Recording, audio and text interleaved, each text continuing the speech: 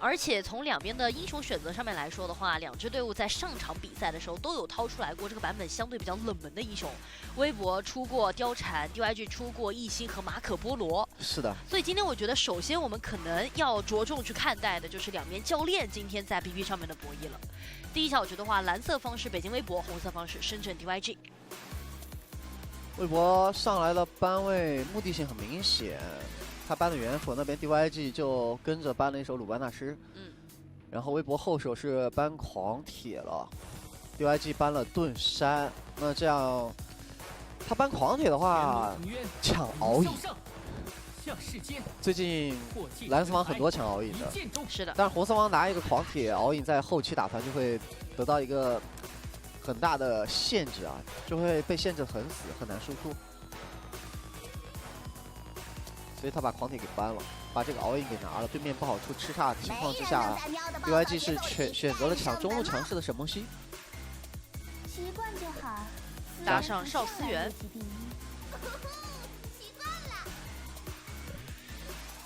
打邵思源的话，要么就是张良，要么就是张飞，两套，或者自信一点就可以出撕裂，苏烈也可以。张良的话，微博这个赛季应该是第一次去使用到张良王中军的体系。在蓝色方其实比较少见，一般都是红色方康特蓝色方的时候会去出一个张良王若军。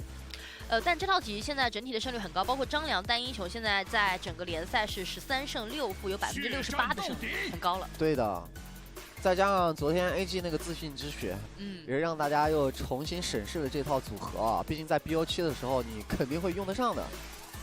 这把也是拿来打邵思源 ，DYG 的话3楼位置给到了关羽，这样的话他们是把自己的野射后置位出了，然后后边看情况给小轩拿一手弹野，撑一下强度，这套阵容就方便去过渡了。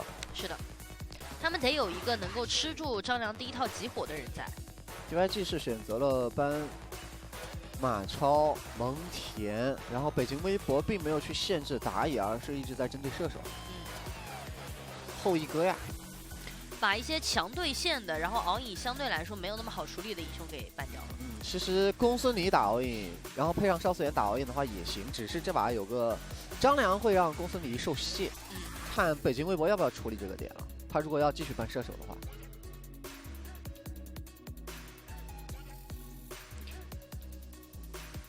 原射，那手特别长的，在微博自己的理解当中，他们是非常喜欢拿原射去打敖乙的队伍。他们还防了一手。对，千城都笑了，拿了个仓，说怎么一下子3班射手啊，一上来。但第一把你搬不完。包括 DYG 这边则是3班了对面的对抗路，处理了一下子墨这边。然后包括蒙恬这边也是限制了对面出野河的可能性。主要就是这个关羽现在对抗路太难去限制他了。你要想狼队的青青都选择了用项羽去盯关羽了，走不通的路就用达摩，选择了用达摩去盯。打野位暖阳来一手野河，这把他们需要野河了。他是不是预判了呀？因为 DYG 非常喜欢出娜可露露啊，这个队伍。也说到娜可露是小轩这个赛季自己用的最多的英雄，那暖阳这把也是直接一拳在搬，而且暖阳这个赛季的2把娜可露露全部都获胜了。对，他拿娜可露露也是防了一手 DYG 出那种像凯啊、像袁坦啊这种特别硬的前排。而且这把娜可是很好，可以当一个后手进场的收割位置的，因为前置的控制已经有张良、王仁君、达摩这样的英雄铺垫了。对 ，DYG 综合考量下来的话，最终选择了一个偏战士身板的杨戬，然后杨戬有韧性的情况之下，他确实是可以吃得起张良、王昭君这一套组合控制的。只要依靠着高韧性躲掉后边王昭君的技能，他还是能够被邵思源给奶活的。所以他们理想的情况是能够让杨戬去吃住这一套，然后关羽和邵思源都有一定的拆火能力。对，或者说邵思源上去卖一下，让其他的2个点做拆火，就他彼此之间得有这种呼应的情况出现。没错，是为了去化解张良的进攻而做出来的一套这种选择。然后北京微博这套张良王昭君跟昨天我们看到的 AG 常会选出来的那套张良王昭君，它搭配的其他3个英雄属性上是有明显的不同的。昨天那套阵容就是一个极致的提速，它的对抗路是一个蒙恬。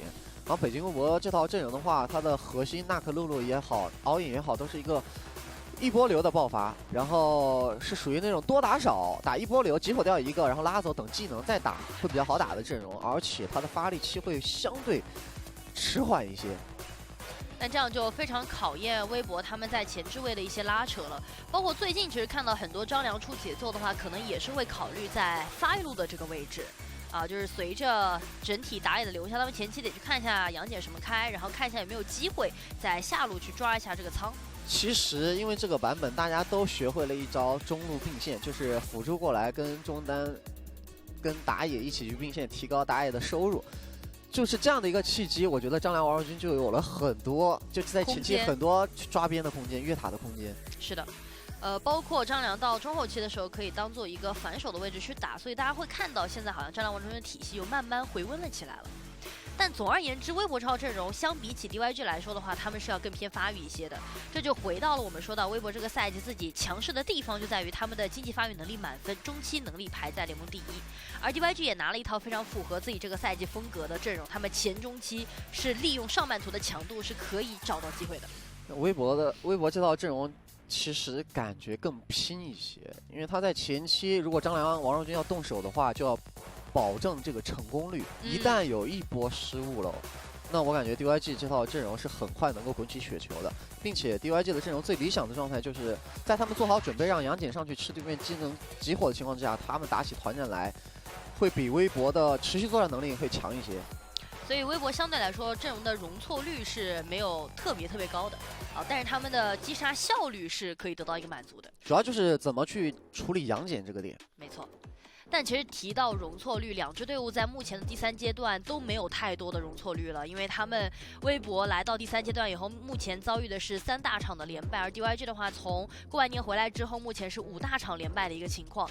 其实先不论说季后赛胜败者组的一个问题，进入到季后赛前的状态能不能够提起来，其实也是非常重要的。对的，因为 S 组你是保底有季后赛打的，但如果说你是去到了一个败者组的话，你的整体战斗状态是不是能够提起来，会很大的影响到这个队伍在季后赛的发挥。如果提不起来，很有可能季后赛就一轮游了。对，所以这场比赛除了积分上面的一些竞争，更重要的是两支队伍需要把自己那种赢的感觉找回来了。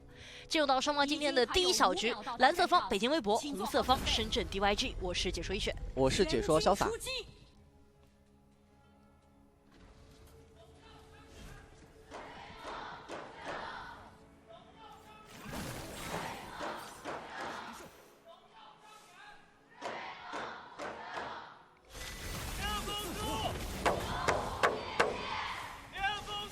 少思源想要进野去骚扰一下纳克鲁鲁，但是北京微博是预判了，过来保护了一下。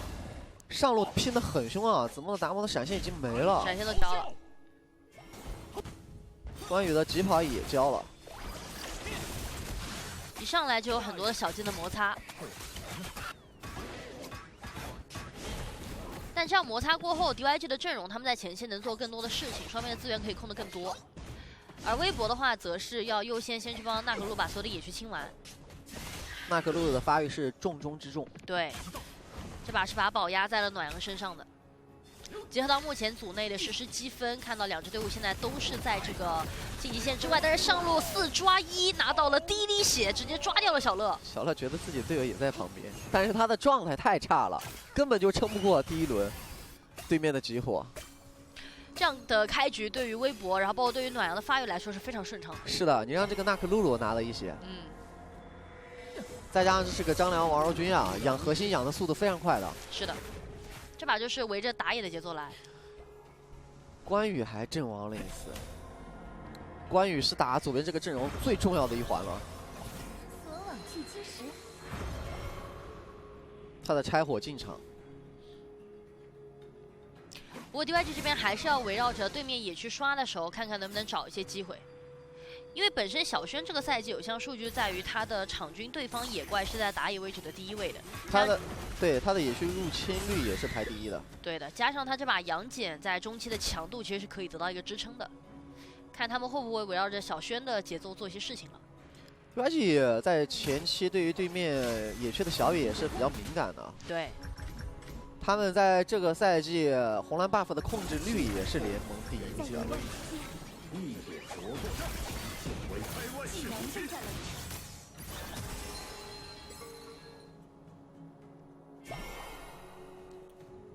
往上转，第2个空间之灵。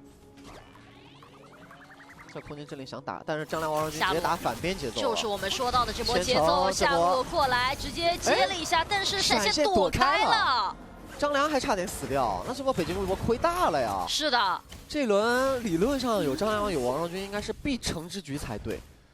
但不知道北京微博这边的配合出现了什么样的插曲，导致了那个冰冻没有完全接上，给到了苍交出闪现的机会。对。但是这一个闪现，其实对于 DYG 来说是非常重要的。本身对面是想换节奏的，但是没有能够换成功。而且张良没有闪，敖影没有闪的话，接下来这波4分钟的龙团，他们要再去估计一下的。因为发育路现在对位的经济差都已经出现了600块经济差了。是的。前期微博所有的部署重心全部都放在了野区。但 DYG 他的视野一直扎根在北京微博的红贝，这波蹲到了，进来就打你的娜可露露，残血这个位置娜可露应该是能走的，但是少素媛自己反而是非常惨了，闪现过去，王昭君给了一个1，再挂了一个大招撕血，最后少素媛没死。空血，两边都是极限逃生。达摩来了，一脚上墙配上冰冻，而且能冻住，就找对面的一手杨戬，但杨戬还是比较能扛的。没输出根了呀。没错，关羽要来了，但是这波大招没有很理想的效果。侧面的话，苍是一个1技能的跳射，配上关羽这边再一顶，那边王昭君2技能给冻住了，做这波拆火反而是自己死了。最终双方的对抗路死掉了。哇，这波团战打了非常久的时间啊。说实话，确实有很多想不到的点啊。先是 DYG 那个红贝的埋伏已经埋伏得很好，而且第一时间就已经集火到了娜可露，但是娜可露那边并没有倒下来，队友的就张良当时给了个大招拆火掩护他撤退掉，随后就是子墨的达摩，包括听乐的王昭君赶过来想要杀那个少素媛没杀掉，然后杀杨戬也没杀掉，然后小乐的关羽。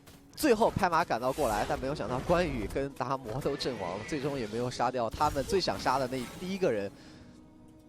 但从节奏的置换上面来说的话，这波打完，微博他的河道视野会更好站一点，他有张良王昭君这样一套体系在，而 DYG 的话，他抱团走压血的能力更强。不过杨戬的被动掉了，如果北京微博想动手的话，是可以动这个杨戬的。是的。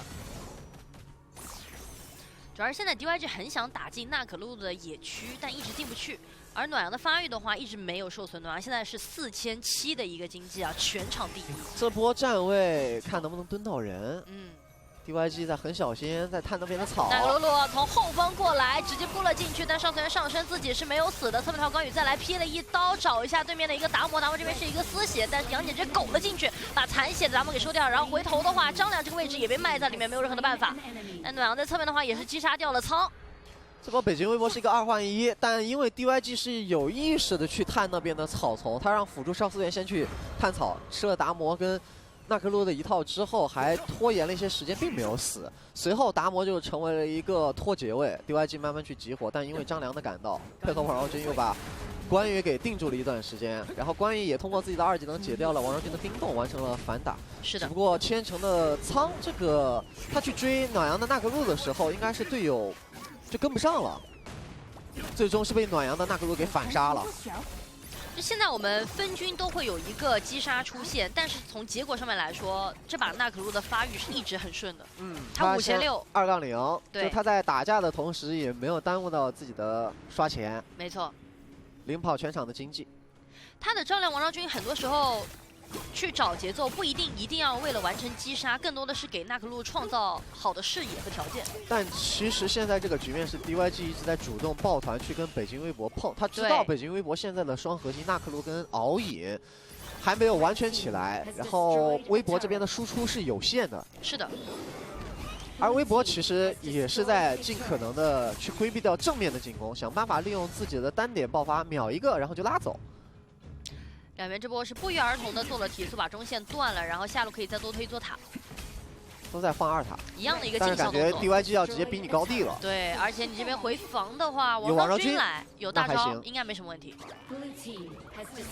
达摩甚至想绕后，感觉微博想打包夹的。对，达摩已经落位了，在蓝区那个位置，进去一脚就将双 C 踢了3个，人家大招再一个，娜可露扑进去就把曹给秒掉了，这边完美团战。杨戬这边的话能不能扛住？差一点自己是一个丝血的暖男，侧面的话配上红 buff 这边再给了一下平 A，完城击杀0换4的团战，这将会成为这局比赛最关键的一波转折点了。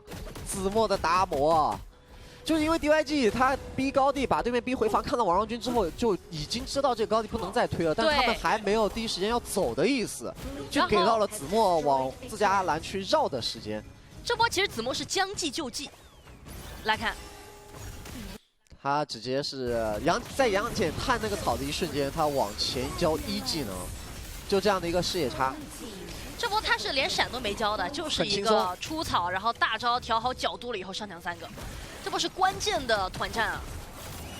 现在 DYG 压力就有点大起来了，因为他们限制不了这个娜可露露扑进来，他们没有太多的控制技能。主要让微博那波团打得太完美了，这里压制住了杨戬，秒掉。